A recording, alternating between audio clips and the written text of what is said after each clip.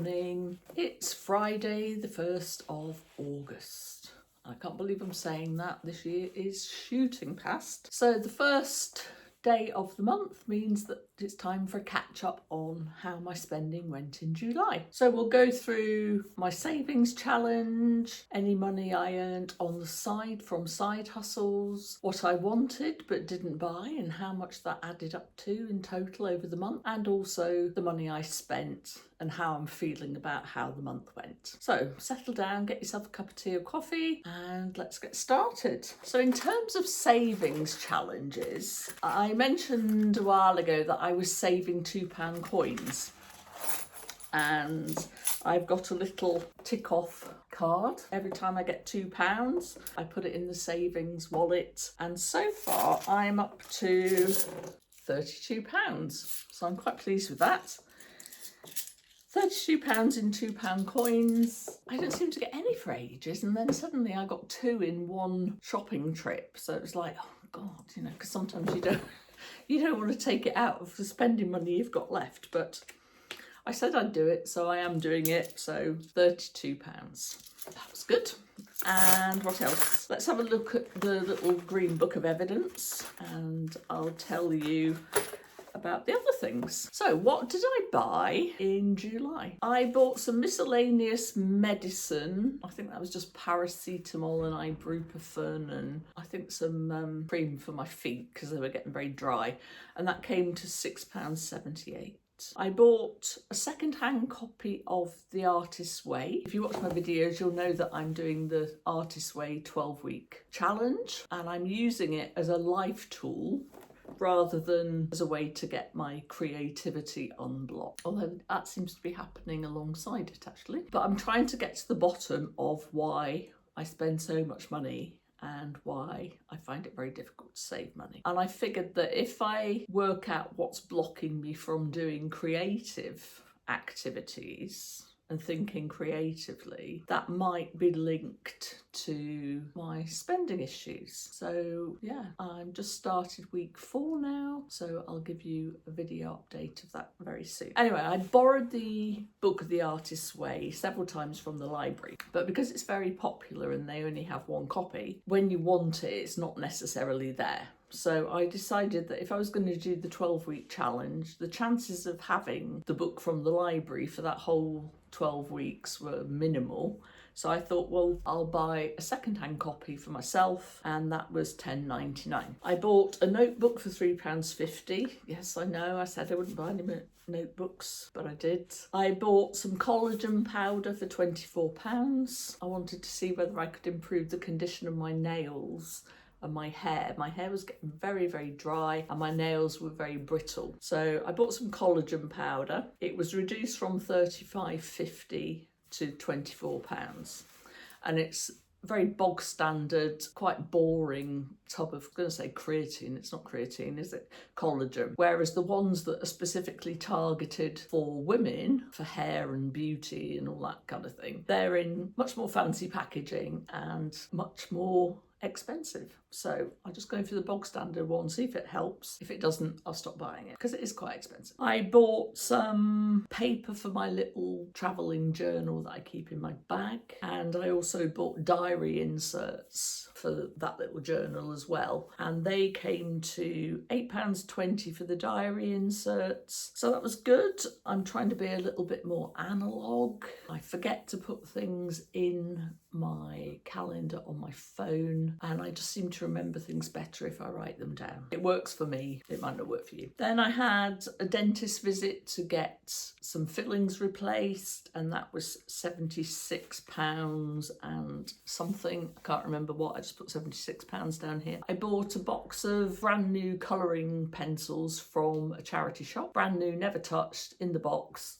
Absolutely immaculate. They were £1, and when I went and looked at how much they cost brand new in the shops around me, they're about £5 for a box, so that seemed like a bargain to me. The ones I had got were real cheapy things, and every time you tried to colour with them, they broke, and then you sharpen them, and you know, within about 2 seconds of using them again, they broke again. I mean, they're just, yeah, false economy sometimes, isn't it, buying cheap stuff. But these are a much better brand and they only cost me £1, so I was very happy with that. I bought a sketchbook for £3.50. Let's not go there. I had to pay my car insurance and my roadside relay for when I break down or, you know, I need tyre replacing or whatever. And that came to £298.24p, which is a hell of a lot of money. And I knew it was coming up and I ignored the emails saying that it was coming up. I didn't do my normal thing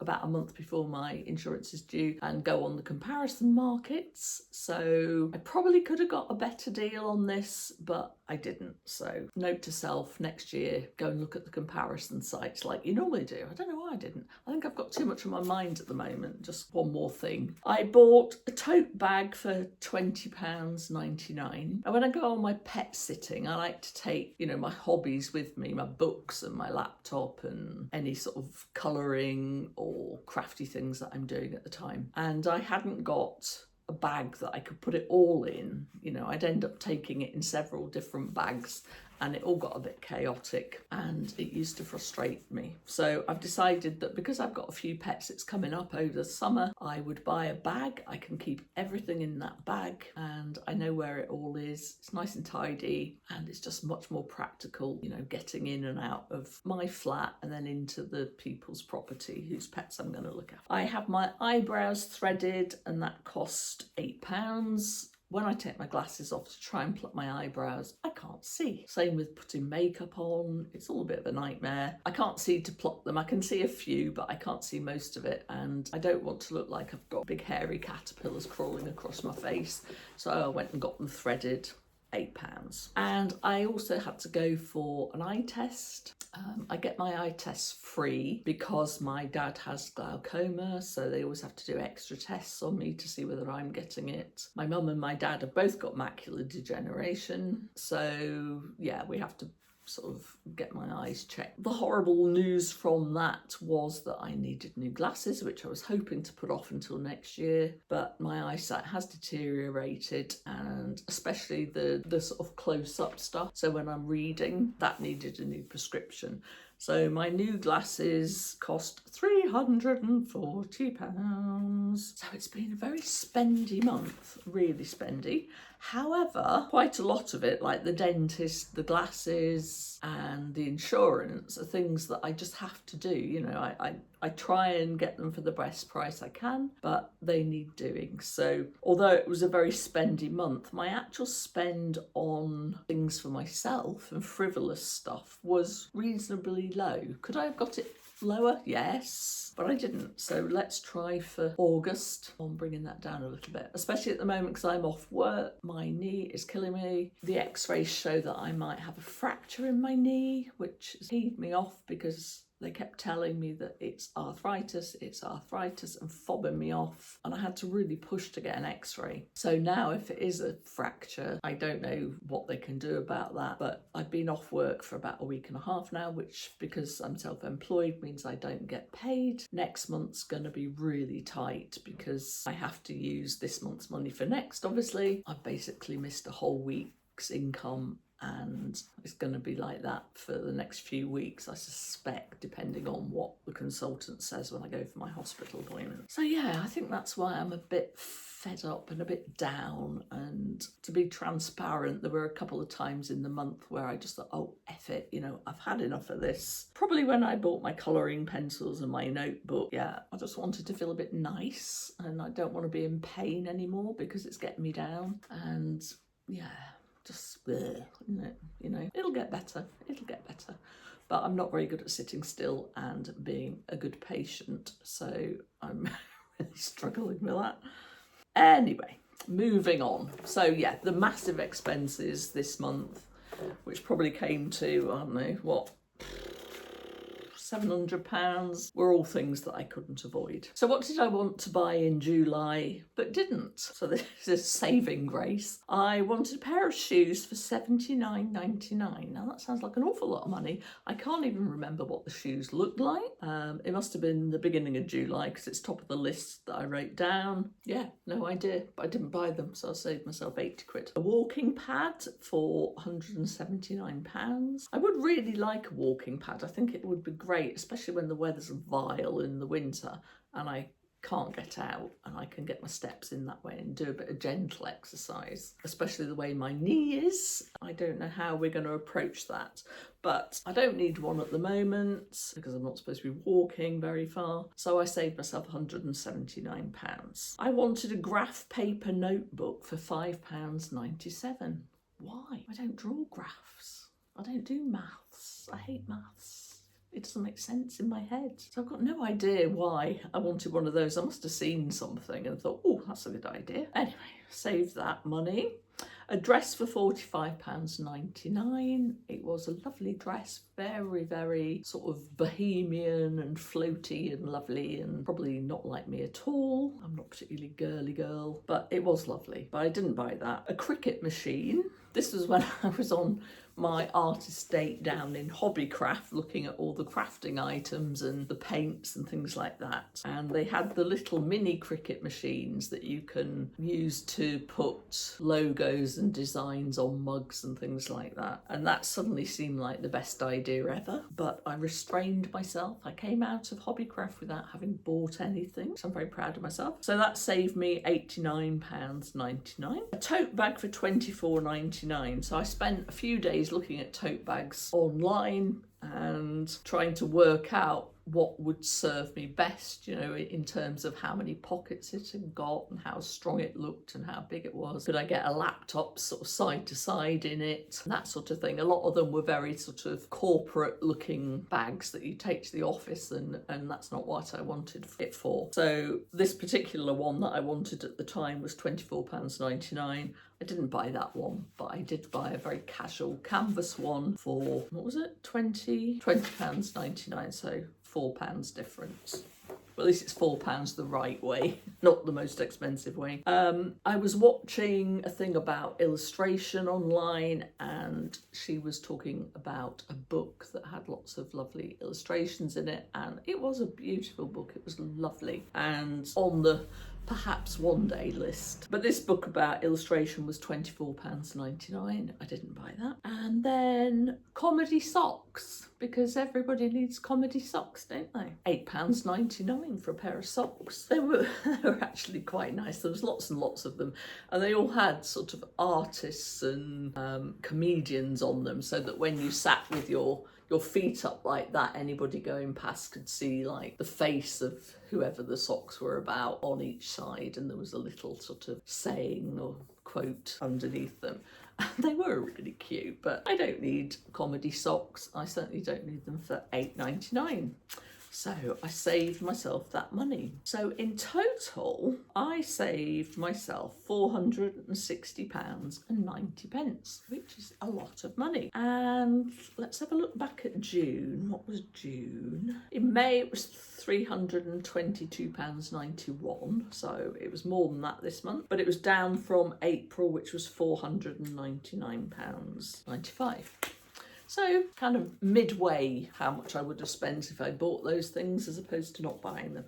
But I'm very pleased I didn't buy them, because most of them now I've either forgotten about until I started telling you about them, or, you know, they're nice at the time, but, you know, once you got them, the novelty would wear off within seconds. Well done me. And in terms of extra income in July, I got £10 reward for opening a Monzo account. I thought that if I had this Monzo account, I could put my grocery budget in it, and it's be on a separate card then. It's the fixed amount in there, and every time I spend some money off the card, it gives me a little message on my phone saying, you have spent this much in this shop. So I could keep track of it a bit better. So that's why I've opened that. I put some money on it, and it's working fine. And because I just used a referral code, you know, set myself up for a card and an account, I got a £10 reward for doing that. So that was lovely, free £10, we like that. If I can work out how to link my Monzo reward link,